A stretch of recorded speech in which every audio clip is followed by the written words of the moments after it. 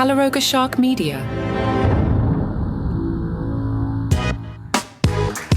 Let's get right to it. Larry David Attacked Elmo. Hi, I'm Johnny Mac and all that. The voices you're going to hear are the hosts of the Today Show, Larry David, Elmo, and a character that apparently is Elmo's father named Louie. Louie is the one that says, I'm going to sue him for assault. Let's listen.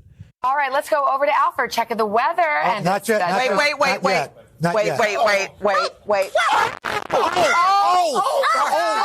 my gosh, you love Elmo, don't you? Elmo, are you okay? Mr. Larry, Elmo liked you before. Ask permission before you touch people, Larry. Let's get back on the couch and let's talk about how you're feeling. They would have canceled the show, Elmo, if they won last season. Larry. All right, Larry, then. you've gone too far this time. Yes, Larry. Somebody had to do it. Is anybody really surprised?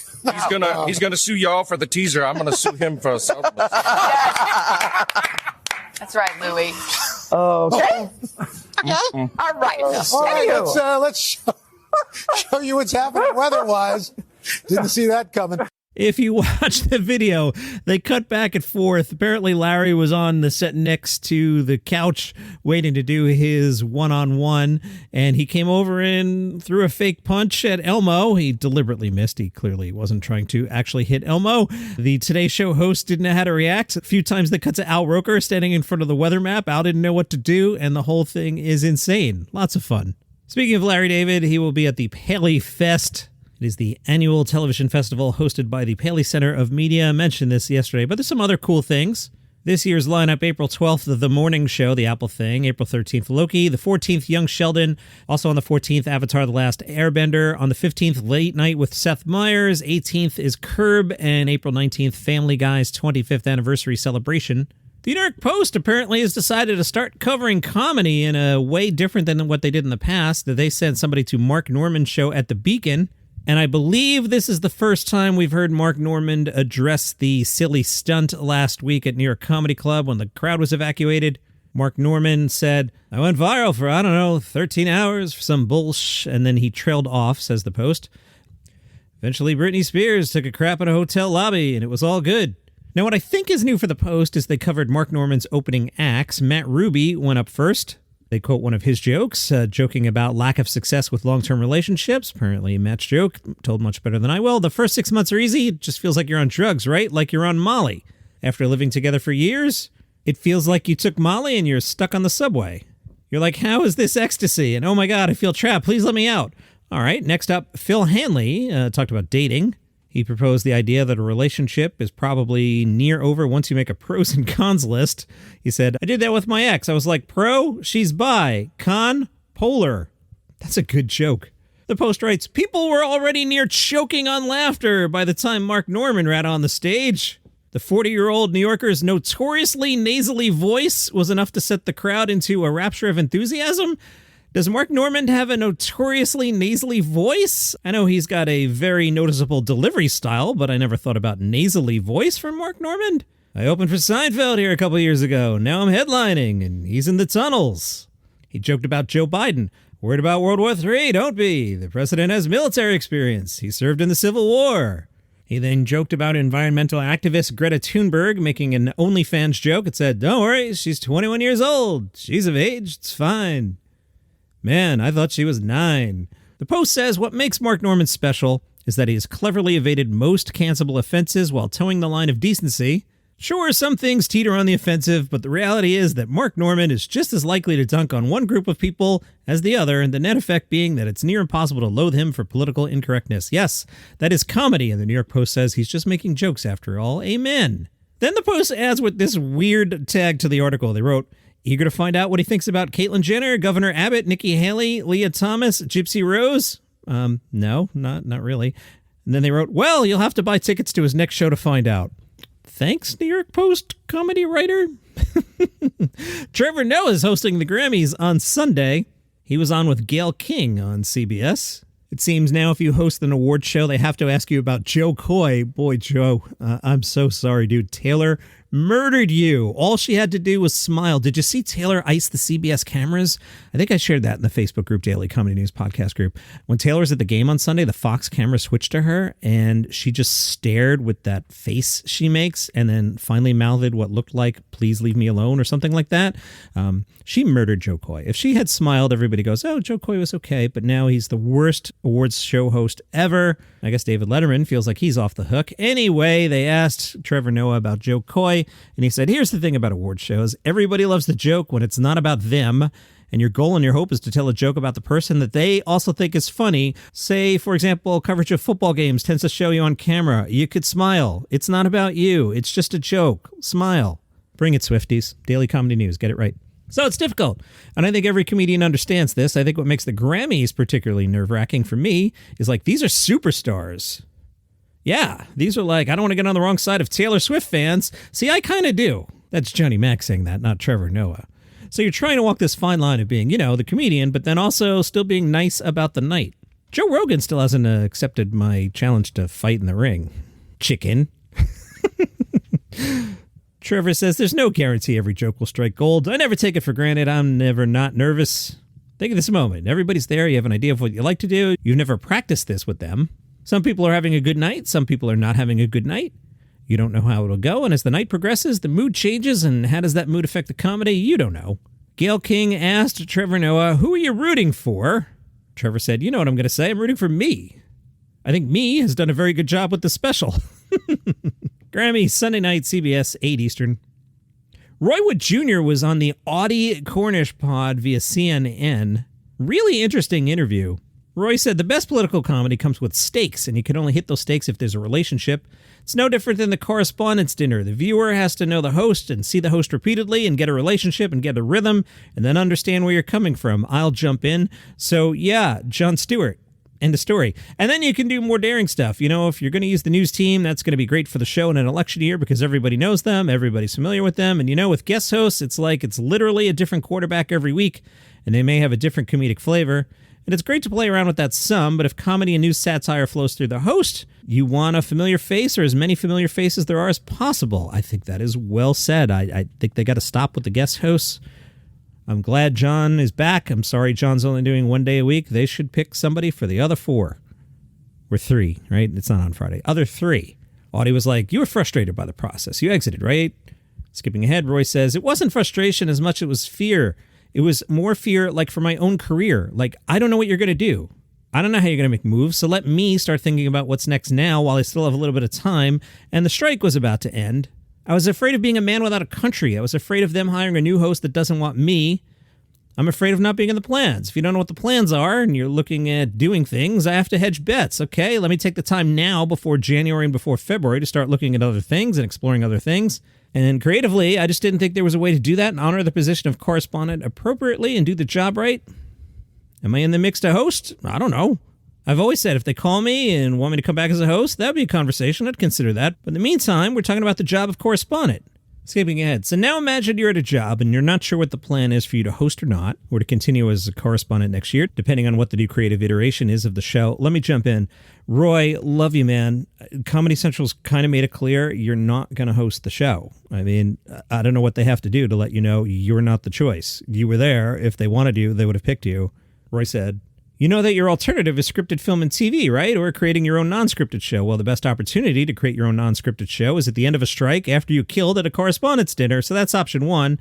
Option 2 is to try and do something scripted or make films, which they're making less of. They're not going to be throwing money at a bunch of TV shows. They don't make pilots the way they used to. You're not even going to have a cast of bunch of people anymore. This is really interesting. Like 8 or 9 people in a show. A year ago, Bob Hart's Abishola had, I think, 7 series regulars. They cut the show to 2 series regulars and then made everybody else recurring. For people that don't know the difference, like a series regular, that's someone in every single episode. Recurring is somebody who comes in, like Newman and Seinfeld, who's in like 3 or 4 episodes a year and you don't see them all the time, but they're in the world. You're making less television. The television you are making, you're making for cheaper than that. All right, let's try out that new segment I came up with yesterday, Seafood Corner. I love it. This happened last August on Seafood Corner. Pete Davidson showed up at Bud's Chicken and Seafood on the Dixie Highway in West Palm. According to the Palm Beach Post, Pete Davidson ordered the chicken finger dinner, and ate inside the restaurant. That's Seafood Corner for you. World-famous comedian Joey Gatto in the news again. I'll remind you, if you ask 1,000 people, who's Joey Gatto, 999 of them will go, I have no idea, and Mike in Cleveland will be like, dude, that's the guy from Impractical Jokers. Well, apparently Mike in Cleveland works for AB6 Philadelphia because they went with the headline, comedian Joe Gatto from Impractical Jokers performed at the Met. But that's not the exciting headline. The exciting headline is the Met in Philadelphia helps consumers who couldn't attend comedy show due to snow emergency. Yes, it is a world-famous comedian Joe Gatto from Impractical Jokers controversy. ABC6 tells us the Action News troubleshooters fielded nearly a dozen complaints from consumers demanding refunds for a Philadelphia comedy show that took place during a snow emergency. And they remind us comedian Joe Gatto is best known for starring in the television series Impractical Jokers, but fans also love his stand-up. As a Christmas gift from their children, Nick and his wife received tickets for the show, but a heavy snowfall that day forced the area into a snow emergency and closed schools and offices. Nick says the snow started to accumulate. The mayor issued a stern warning for drivers to stay off the roads.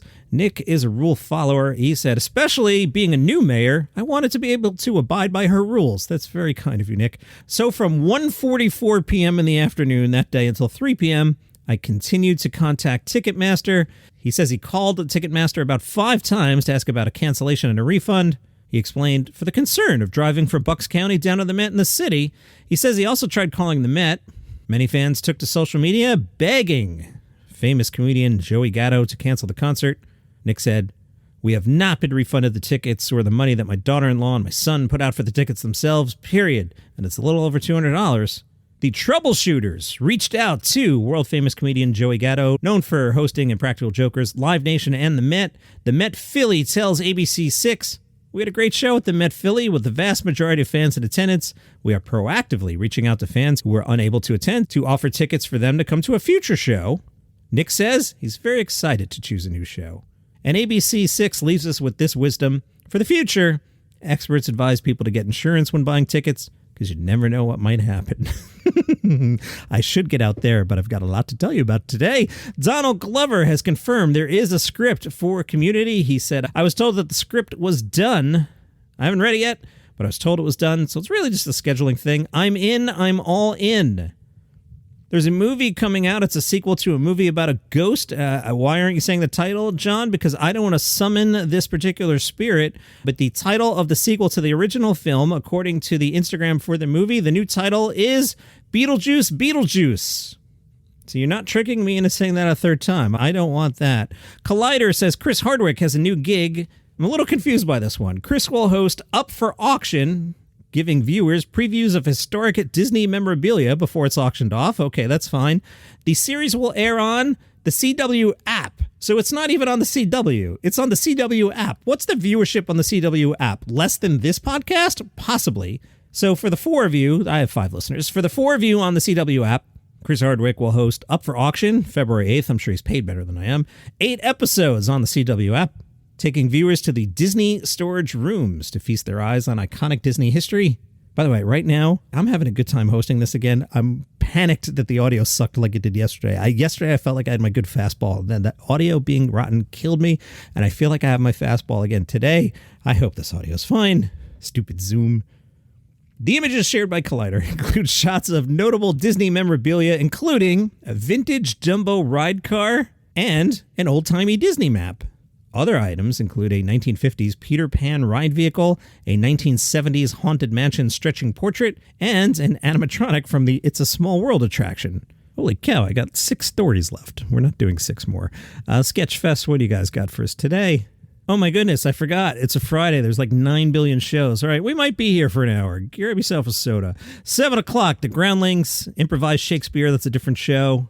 Facial recognition comedy. What's this? Nationally touring stand-up show featuring female-identifying performers of Manasa, which is Middle Eastern, North African, and South Asian descent. The show was created as a response to tokenism and underrepresentation in entertainment. That's my kind of show. I like seeing different shows. Also at 7, Fake TED Talks. Adam Savage, Amy Schneider, Guy Branum, Jonathan Colton, Matt Bronger, and some others. That could be good. The Crossword Show with Zach Sherwin, Moshe Kasher's on that one. Varietopia with Paul F. Tompkins. That's a lot of picks for 7. We'll come back. 9:30, Asian AF, and there's so many comedians I can't count out loud. It looks like 15, 16, or 17 comedians. I'm going to make you go to that. 9:45, Hot Sets with Sam Clark and Veronica Kwiatkowski. Fake TED Talks and Varietopia with Paul F. Tompkins. All right, early show, let's do facial recognition comedy. And then at 9:30, let's do Asian AF, all right? So tonight we're going to see like 25 comedians, none of whom we've seen before, and that's my approach to a comedy festival. If you're in New Jersey, Rami Youssef is taping his new special tonight, White Eagle Hall in Jersey City. This will eventually wind up on HBO Max, HBO Max, HBO Max. And that is your comedy news for today. If you enjoy the program, tell a friend about it. They might like it too. You can follow the show for free on Apple Podcasts or Spotify or wherever you get your shows. Fountain app if you want to throw some sats my way. BuyMeACoffee.com/dailycomedynews if you want to throw some coffee my way. But please don't throw coffee at me. Just throw the money and I'll get the coffee and try not to spill it. See you tomorrow.